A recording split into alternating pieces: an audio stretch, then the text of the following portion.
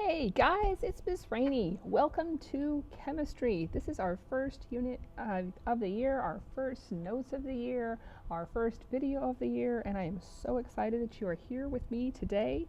We are going to be learning about chemical foundations, or the foundations of chemistry.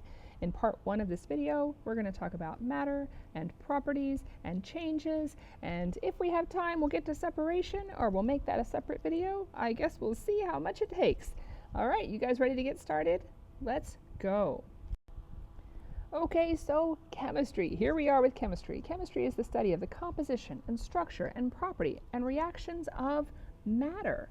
But what is matter, do you say? Well, matter is almost literally anything that has mass and takes up space. So matter can be your hands. Matter can be your books. Matter can be your clothes, backpacks. Matter can be the air around you. Anything that has mass and takes up space is matter. So we're going to take that matter and then split it up into two big categories: mixtures and pure substances. And so then with mixtures, a mixture contains particles of more than one specific atom or molecule. And so then a mixture is something where two or more substances are physically combined. All right, let's see. We put that in the amount of space that we have. There we go. Two or more atoms that are physically combined. So let me say that one again because I think that one's important. Physically, as opposed to chemically. So then mixtures can now be separated into heterogeneous mixtures and homogeneous mixtures. If we don't have a mixture, that means we have a pure substance. So for pure substances, these are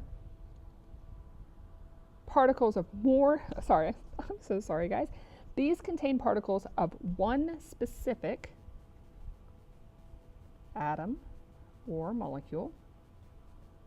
And then if it is more than one type of atom, they are chemically combined.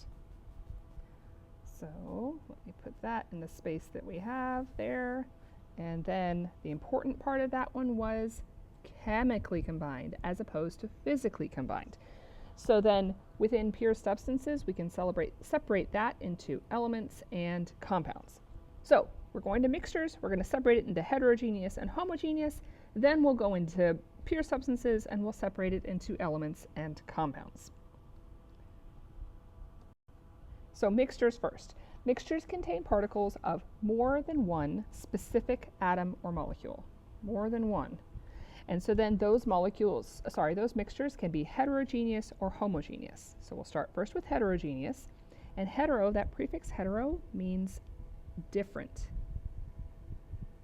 So they are visually distinguishable.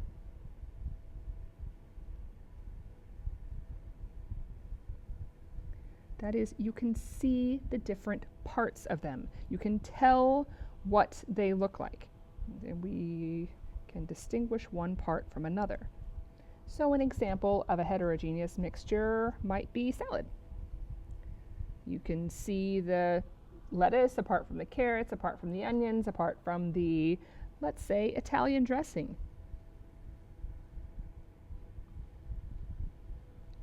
Because you can see the oil apart from the vinegar, apart from the little seeds that are in it. Or something like concrete, where you can see the little pieces of gravel that are something that it's in it. So either way, we are distinguishable, we can see the different parts. That is different from homogeneous mixtures. Homo, that prefix homo, means same. That is, it looks the same, you cannot see the different parts. So that is visually indistinguishable. You cannot see the different parts, it looks the same. So I'm going to highlight that here. Indistinguishable rather than distinguishable. And so we might have something like sweet tea. Oh, sorry. Let's try that again. Put that in the pen. Sweet tea. You know that sweet tea has tea and water and sugar, but you can't see all the different parts of it. Or something like air. We know that air has oxygen and nitrogen and carbon dioxide and water vapor and pollution, but you can't see the different parts of it. Or steel. It doesn't have to be a liquid or a gas, it can be a solid. Steel is a metal alloy made of different types of metal atoms all mixed together. Same thing with sterling silver or some not pure like 14 karat gold. These things are homogeneous mixtures, but they're weird because they look like they're pure substances. They are not pure substances because they have more than one specific atom or molecule. So then what is a pure substance? Well, a pure substance contains particles of only one.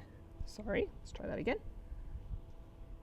Only one specific atom or molecule. Not more than one, just one. If there is a molecule, that is, there's more than one atom within that molecule, then it is chemically combined. If there is more than one atom within a molecule, then those atoms are chemically combined. So now we're going to take that pure substance and split it into elements and compounds. And so for elements, we have a nucleus with a specified number of protons signified by an individual box on the periodic table.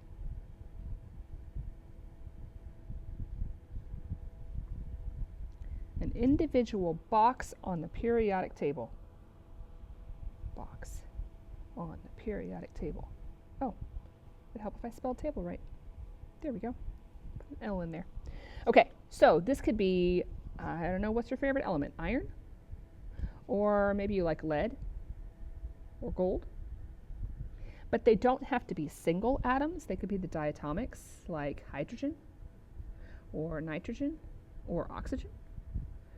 As long as it's just one box on the periodic table, even if those two elements are combined, if they're the same element, it's considered an element.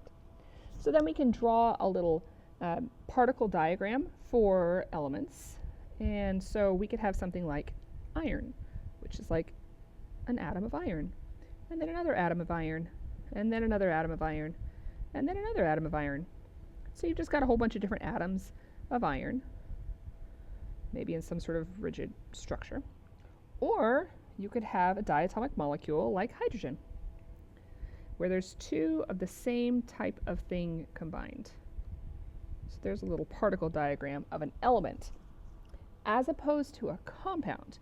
So for compounds, instead of having their own box in the periodic table, they have a chemical formula. Anything that has a chemical formula is a compound. So pick your favorite chemical formula. I tend to like water because I drink water every day. Or maybe I like carbon dioxide because I breathe that out. Or, I don't know, do you like glucose? C6H12O6. Or maybe you like baking soda. NaHCO3. Anything that has a chemical formula, meaning that it is chemically combined.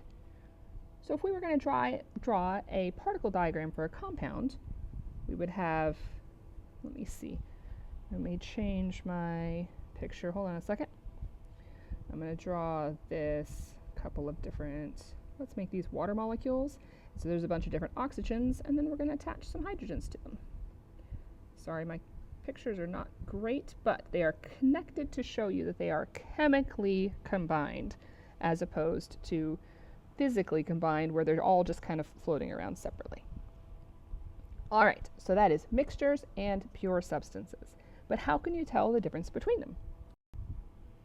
So we have properties. Properties are qualities or distinctive features or characteristic attributes of a thing. So what you see or what you can tell about a particular thing. So our properties can be physical properties or chemical properties. And so physical properties can be observed without changing the chemical composition of the thing, without changing the chemical composition of the thing. So this could be like color. I can tell that my shirt is blue without doing anything to my shirt but looking at it. Or size. Or density. But also things that you feel like you're changing it, but you're not actually, like boiling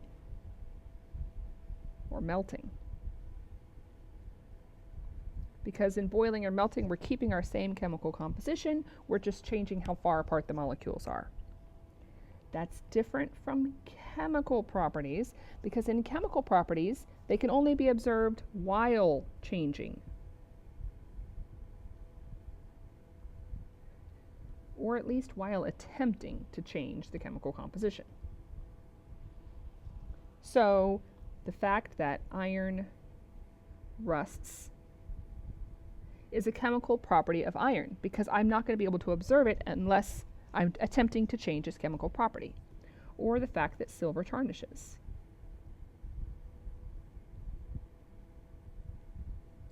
Or even the attempting to change, like metal doesn't burn. So I'm attempting to change the metal, attempting to set it on fire, and it doesn't actually burn. So that's a chemical property of metal, is that it is not flammable, where a chemical property of paper might be that it is flammable. So for chemical properties, we're going to observe them while changing or attempting to change their chemical composition. So speaking of changing their chemical composition, those changes can also be physical changes or chemical changes. So changes make the form or appearance of something different from what it would be if it was left alone. So we're making the appearance of something different from what it was. So those changes can be physical changes or chemical changes. And so for physical changes, it occurs when a substance undergoes a change in properties, but not a change in composition. We are not changing how the atoms are connected to each other. So here we have not a change in composition. So then in this case, for physical changes, it is the appearance only that changes. The appearance only that changes. So for example, cutting or breaking or boiling. I have made it look different, but it's actually still the same thing. So I have a little molecule picture here of a physical change, and look at these little molecules, and this one moves over there, and this one moves over there, and this one moves over here. So look at what I'm doing to these molecules here. I'm just moving the molecules further apart. I'm just moving the molecules further apart. I'm not actually changing how they are connected together. That is different from a chemical change. So in a chemical change, it occurs when a substance is transformed into a new substance with a different composition.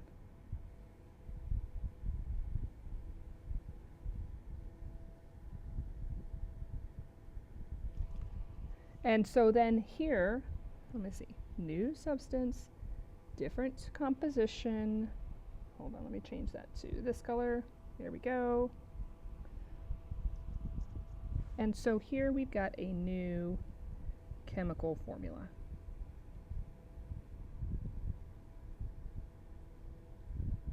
So an example of a chemical change might be rusting.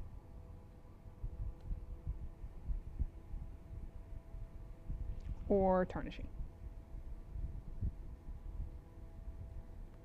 or burning. So we have a completely new chemical formula during a chemical change. So if you look at this little particle diagram here of a chemical change, we've got, I don't know, let's say these are hydrogens and let's say these are oxygens. And so I've got some hydrogen elements and some oxygen elements on the right, but when it changes, they connect together to me that looks like probably water. And so the atoms are connecting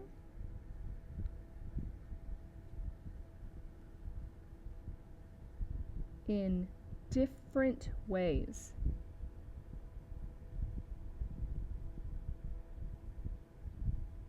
Rather than just moving the molecules or atoms further apart, they're physically connecting in different ways.